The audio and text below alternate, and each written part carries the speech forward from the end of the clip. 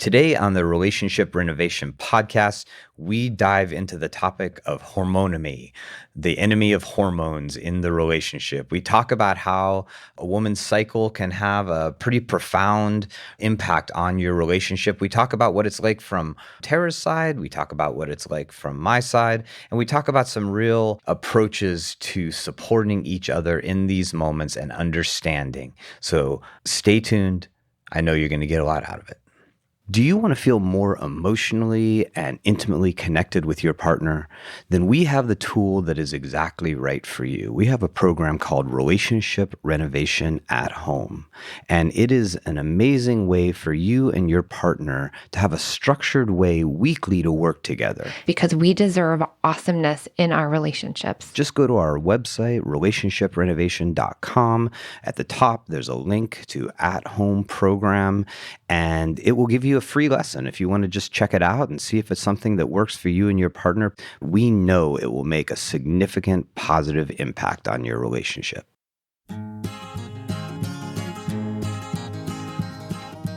Hello, all, and welcome to the Relationship Renovation podcast. I'm Tarah Kerwin. And my name is EJ Kerwin, and I'm sort of smiling ear to ear right now looking at Tarah because we're in this like temporary setup right now. But we're in these two nice comfy chairs, and we've always done it from sort of more of a desk office-y feel. And it's exciting because we're in the middle of a transition. We're building a podcast and video room that we're going to be moving into and starting in just a few weeks. We're going to be recording there. We're going to have things up on YouTube. We're going to have a lot more like cool video clips from our show as well. So we're super excited. Now I have to do my hair and makeup. Do you? Right now I'm in my exercise clothes and... I think people would love seeing you both made up and casual. Yeah. All right. Well, we have a great show today, I think. We've titled it Hormonomy. Hormonomy. We just came up with that last night. Hormone enemy. Oh, hello. Yeah. And so we want to talk today. I mean, this is something we have, been navigating together for over a decade. For the duration of our relationship. Yes.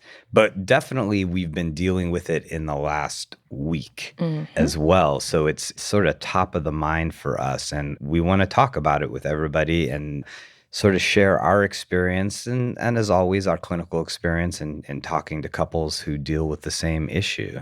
And provide a lot of psychoeducation, but also tools to help couples get through hormonomy. Because I think a lot of couples deal with this when one partner is going through, whether it's perimenopause, menopause, menstrual cycles, like hormones, and everything just feels like raging. And I'm sure the partner that's not experiencing that is like, who are you? And so that's kind of how I felt this week. And I said, EJ, I think we've done maybe one show on this way back when, but I said, let's do another one because it's something we struggle with every single month, but every month we get better at navigating it. Yes. Because it's not changing. And actually for me... It is changing. Well, yes, but I'm saying it's getting worse for me. Yes. Like symptoms are getting worse. I don't know. I'm 47 and I'm sure that's just normal, but it sucks. Yeah. And I know because I've been thinking about this since you brought it up the other day and said, hey, let's do a show about this. I know we're probably going to laugh a lot because some of it is comical. But it's a very difficult time. And so in us talking about it, I think I want to be prepared. Like, I think there's the possibility if we're pretty honest about what happens, that it could be triggering a little bit. And so I think we have to sort of really embrace that we are in each other's care in private and in public, because as we talk about this, it's kind of interesting. We're both in private. It's just you and I in this room. But we're talking about it in public in a very real way as well. So, I mean, how do you feel about that, Tarah, talking about it? I mean, I don't think a lot of couples, I don't think a lot of men and women talk about this. I feel excited. I feel nervous. I feel grateful that we can go through what we go through every single month and we're still together. Yeah. And I just think it's different for everybody. And so everyone's probably going to relate different to me, but it's a common issue that we've seen in our practice. So, yeah. So for you, Tarah, what's like a launching point I feel into this? I feel like a launching point is me interviewing you about what it's like for you to see me and maybe not even know. It's like I have a tracker.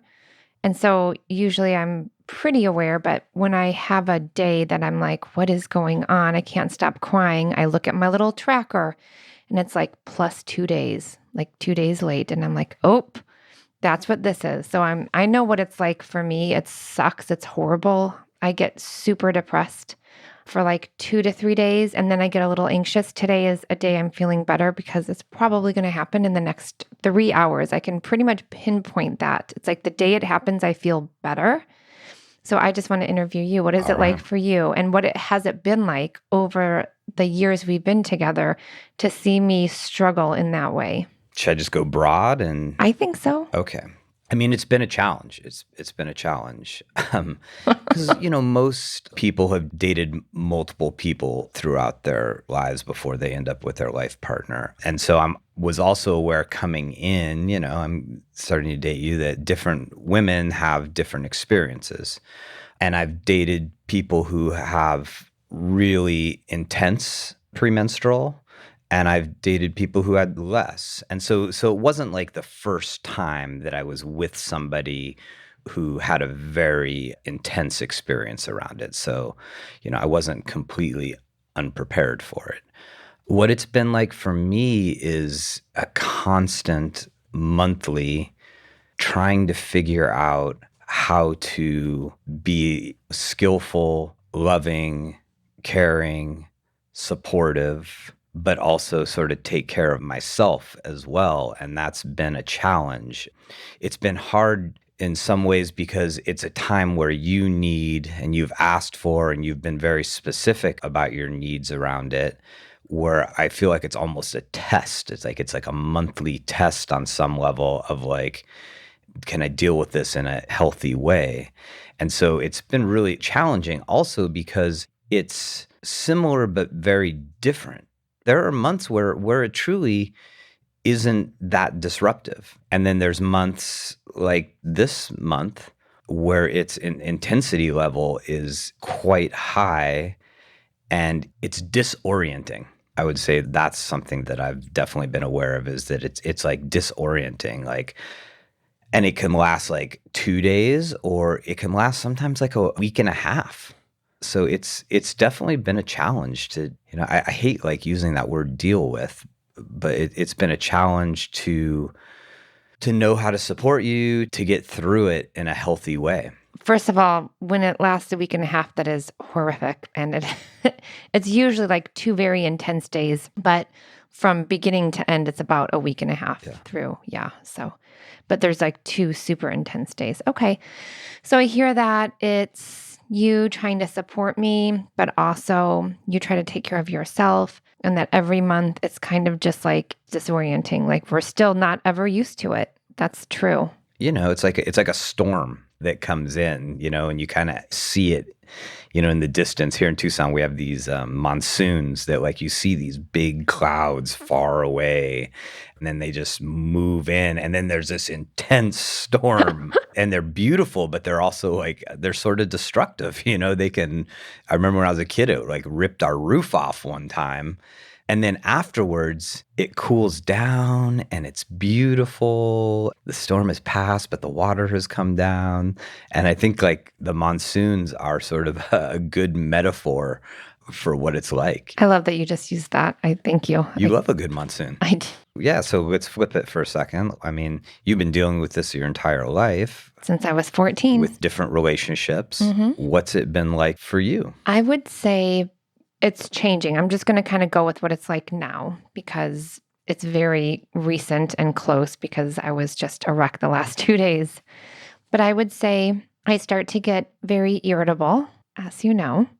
And then it feels like my life is not what it should be. I start picking apart everything about you. I pick apart everything about the throw pillows. I pick apart everything about Arizona and Tucson and the heat and my clothes and my wardrobe and my body image. It doesn't matter. Like I feel very unhappy in my life. So normally you would think, oh, that's my period coming. I don't. I'm convinced that I am not in the life I should be. Convinced. and I convince you, like, what's going on, EJ? I just need you to be more supportive. I don't feel emotionally safe with you. Like, it is the same thing that happens every month. You would think that we would get used to it, but we don't, because I'm convinced that we're going to just like totally break up. It's so awful. And then I look at my phone and I look at my little tracker and I'm like, the plus 2 days. And I'm like, oh my gosh, like, I can't believe that my hormones, my hormonemies can make me feel so irritable, angry, frustrated, unhappy, unsatisfied, discontent.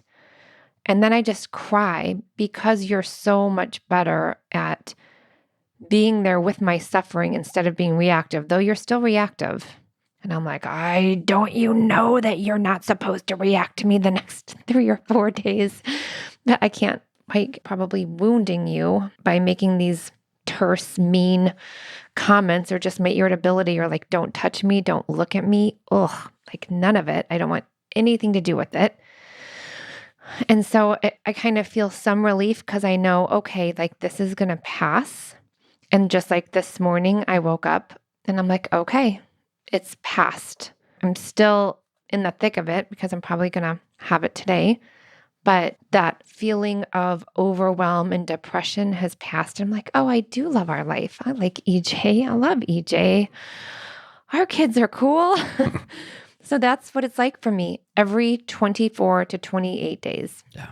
I mean, it's interesting. What clicked to me when you were talking about that was a shared experience that we have that doesn't feel like a shared experience at all. And that we both sort of struggle with a very similar thing. And it's that, you sort of look to me and you're like, hey, you've experienced, like, literally at this point, like, hundreds of these, and you still react in the way you do.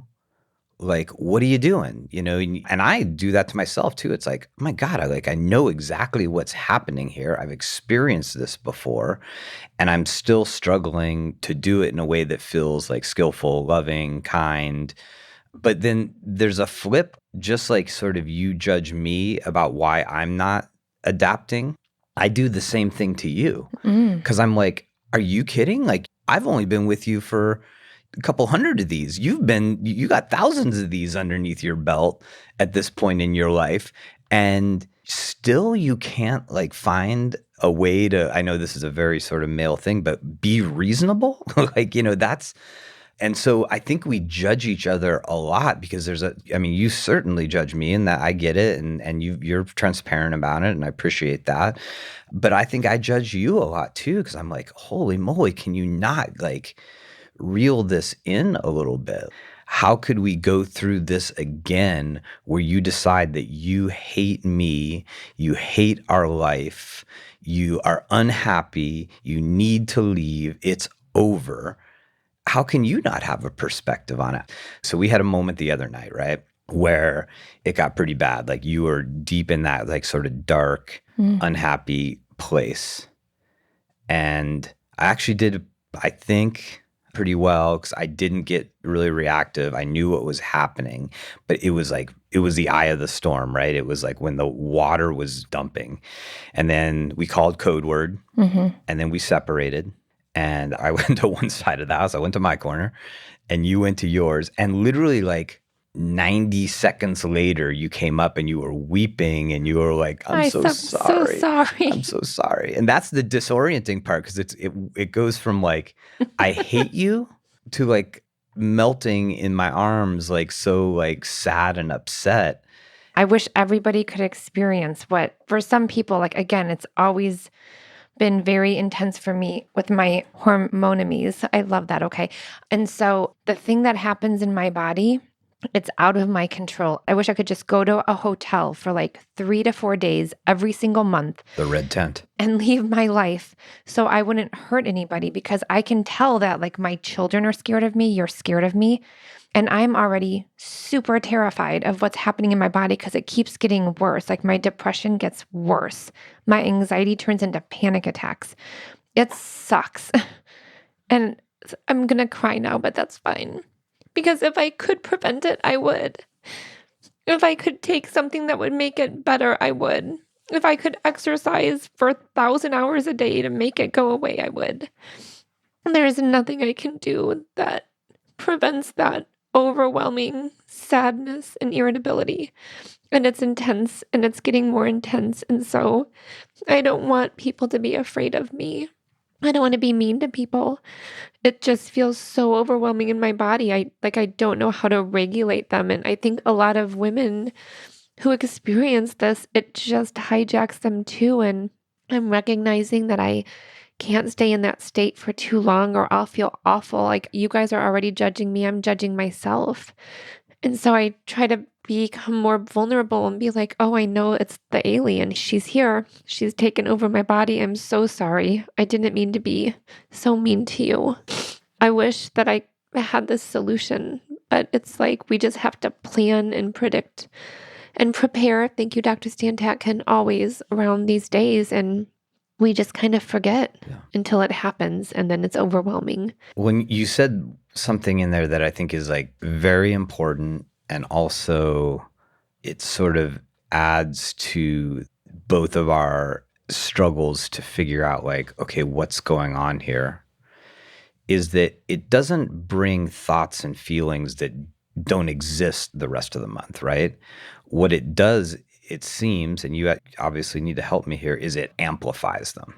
Because all of those things, whether it's like how happy you are in Arizona, issues that you and I have, depression, all of those things exist in the other however many days, 25 days. It's just but that they're manageable. They're more manageable. You're able to communicate about them in more vulnerable ways. You're not completely and totally overwhelmed by them. Yeah, it's like someone takes like a huge needle that is filled with like all of the irritability and sadness and anxiety and despair. And it's like they just inject it into my blood. And they're like, for 2+ days, you're going to feel it all in this most powerful way. That's what it feels like. Yeah. And all I can say to anyone listening out there is having a partner. Like we have had to work on this every single month. I'm like, EJ, I just need you to be super light. And I don't want to hurt you, but I know that I will because I always do, with my words, with my tone, with my disconnection, whatever it is. And it is so helpful when you can be like, okay, I'm going to like white knuckle this shit for 2 or 3 days. Because when you get reactive, it makes me feel so much worse. Like I already feel really, really bad. So when you're reacting and I can see you're like scared of me, it makes everything even worse. And it's already really bad. Yeah. Well, and when I react to it, like I make it worse. It's like I put oxygen on the fire. It inflames, and then that's where we've had some really difficult times. And so I try to realize like my role is not just to survive, but it's to support you. You know, I have to, and sometimes that means like the other night, like I sat and I just listened. You know, I listened. I had my own internal thing around she's suffering. This isn't entirely real. There's seeds of it that feel like she's saying things that are real because of the fact that it's amplifying things, but this will pass. Yes. I can't challenge it, and I won't. That's not going to help. Like me saying like, oh, honey, you're okay, or we love each other, or like that's not going to work. No, you've tried that. I've tried it. And so the other night, what I did was I sat and I listened, you know. And I hope people aren't hearing this like, oh, so basically you just have to take it while I'm dishing it out, because that's not true. I try to be very accountable. Like I'll have my mood swings and then I come back and I'm like, I'm really sorry. And I think if it turns to an verbally abusive situation, that you have to use code word. You have to get out of there. I've worked on it enough to know that like, you know, I can be okay, you know, like I can be really angry and irritable towards you, but, you know, I would say, I don't want you to take it. That's not what it is. But the more supportive and non-reactive you can be to my moods is so helpful. Like light, playful, anything to get me out of my heavy, dark gloom. Sometimes. When you said playful, I was like, I don't know about that. Yeah, I mean, well, in the other night's instance, I got to a point where what was being said was like, okay, these are words that you can't take back, and I called the code word. Mm-hmm. And I was just like, burnt toast, burnt toast. We have to, because I had tried a couple times to say, like, honey, I don't think that this is helping. I think it's just sort of like we're on a treadmill that's like picking up speed, but I didn't use the code word. And then at the end, I said, burnt toast. All right, Yeah. we got to stop this. And I mean, to your credit, we stopped. You stopped. You went to the front room. I went into the bedroom. Mm-hmm. What happened then? Like, what happened when we finally broke off? I think while we're using the skills that we, right, teach other couples, and I was like, okay, what's happening for me? My hormones are just like surging. It's the most depressed I felt in a very long time. I've never felt that sad in my whole life. Like, I think that was the most intense one I've had in like my 35 years since I've had it. And so I was like, okay, I could either be really angry and kind of disconnect from everybody in my life right now, or I could just tell you like it's the saddest I've ever felt.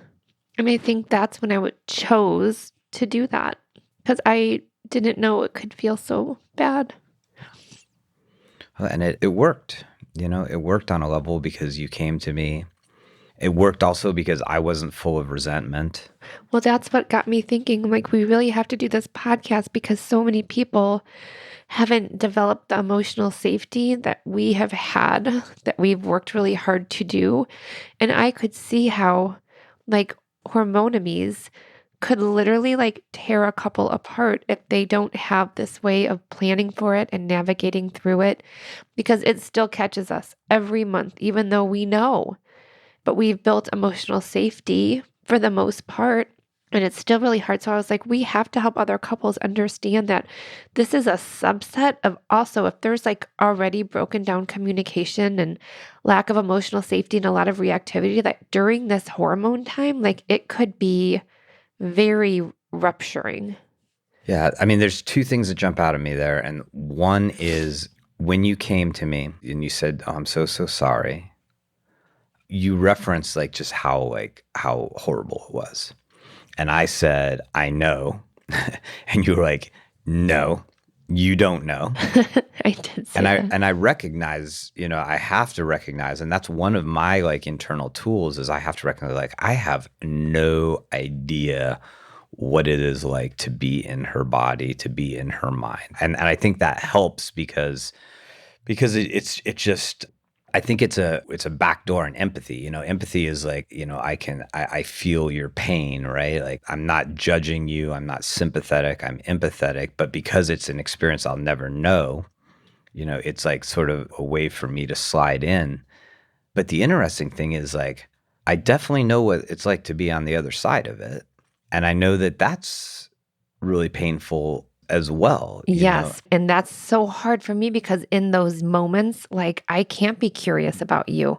It's like the triage thing, like I can't give you any oxygen because I'm barely breathing myself. That's how it feels. And I wish I could be like, because afterwards, like today, I'll be like, gosh, what was that like for you? And I know it was like the toughest week in a really long time. And that's fine. But in those moments where you're suffering too, I can't give back to you. I wish I could.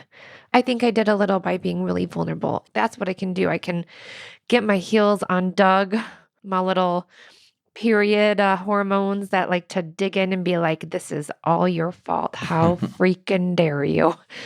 Okay, actually, it's not. So I think that was helpful. But Well, and I think that that's a dynamic that's important for outside of the realm of just hormones and period and all that is when whomever you're in a relationship is, whether it's your partner, whether it's a family member, whether it's a good friend, when someone is deeply in their suffering, there's this cloud of distortion around them that they literally cannot see through. yeah. And empathy is impossible to access. And that's one of the hardest things when you have, maybe a partner who's depressed or anxious or a family member who has a serious addiction is you look at them and you're like, hey, there's a whole world out here. Like come out and like see it from the outside and here, let me help you gain some perspective. But when people are deeply suffering, the cloud is so thick that it distorts everything they're seeing, and it distorts their ability to be empathetic to the other person. And it's an incredibly unrealistic expectation. In the acute moments like the other night, it is illogical for me to think that you're going to be able to be empathetic to me Yeah. at that point. Yes, but we've had to do a lot of work to get there. Almost like we should just like write a letter to ourselves Dear every EJ, month. put your seatbelt on. And then, and Helmet. no, but like we could, maybe we prepare better. Like, hey, it's going to start around these days. And what do you need? Maybe a girl's dinner. I'm not sure, but maybe we can plan better and see. Because we just know that we don't know what it'll be like. Every month feels different. Yeah. But we could probably plan better. Yes. Okay, so I'm like shameful about saying this next thing because it's something I heard recently, like in the last like 6 months, and I haven't freaking done it yet, and I keep planning it, and I haven't done it, and I'm gonna do it. Is there was a woman who talked about her husband had a period kit. What? He had a period kit. We need to interview them. There was like 3 chocolate bars, like I don't know. I'm making this up now, like a gift certificate for a massage, and like a ticket to like I'll clean all the toilets on Saturday. And he would present it to her when it was coming around, like, here you go, honey. Here's your period kit. That would make me feel so loved and supported. I know. I didn't want to tell you because I was like, I just want to surprise you with it, but I'm gonna get that period kit together. We'll let you guys know. Open the door, throw it in, and slam the door. Hormonomy kit. The hormonomy kit. But it's, again, so whether this is related to period hormones, like for me, but it could be someone struggling with like, hormone therapy. That is hormone therapy is an interesting extension here. We had a couple years ago who they were trying to get pregnant. It was actually a same-sex couple. It was 2 women.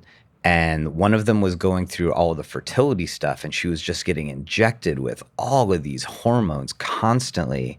And she was just emotionally like every hour was. Yes. And it was like prolonged. It wasn't like for 4 or 5 or even a week and a half. It was like a few months of it. And it was massively disruptive to their relationship at a time where they really wanted to be connected because they were trying to have a baby together. So, yeah, I was going to say this kind of relates to a lot of different areas, right? Whether it's someone that has hormone deficiencies or they're going through fertility treatment or they're going through perimenopause or menopause or just really bad menstrual cycles. Like, talk to your partner. Partners, be curious about what it's like for them. I'm not saying you're completely out of control, but there's only so much control you do have. And then set up ways like the period kit, which has not happened for us yet, but it's going to. Because now in about 24 days. I put it out there. I'm going to get that thing going. That you guys will be able to navigate this better, right? We still struggle with navigating it, but we're here. We're talking about it. It's still really uncomfortable. We still haven't perfected it. I don't think it'll ever be perfected, but how can we make it easier on both of us so it doesn't get us into that fury of that cycle? Yeah. People don't really want to talk about the difficulties they deal with around hormones. They just want to get through it. Yeah. And so I think our biggest message here is like, hey, can you and your partner after this episode talk about it? Like, how has it affected you guys? What are your individual and couple experience like? What narratives do you notice? What repetitive patterns do you notice? And how could you maybe support each other in coming up with a plan that would make it feel a little bit more tolerable? Because it already pretty feels intolerable for the partner struggling and the partner having to observe. So I think this was nice to air it out. It was nice to talk about it a little bit more. We're really hopeful that there's parts of this discussion that you connect with out there and you're like, oh yeah, that happens. And wow, we're not totally alone in this. And so we love to hear from all of you about your lives and your struggles within your relationship. So please send us an email, info@relationshiprenovation.com. Tell us what's going on in your relationship and things that you'd like some guidance or you'd like us to talk more about. It really helps us tailor this show to your needs. Yeah. Thank you for listening. As always, take care of yourself, take care of each other. Bye. Bye. Me and you just singing on the train. Me and you listening to the rain. Me and you, we are the same. Me and you have all the fame we need. Indeed, you and me are we.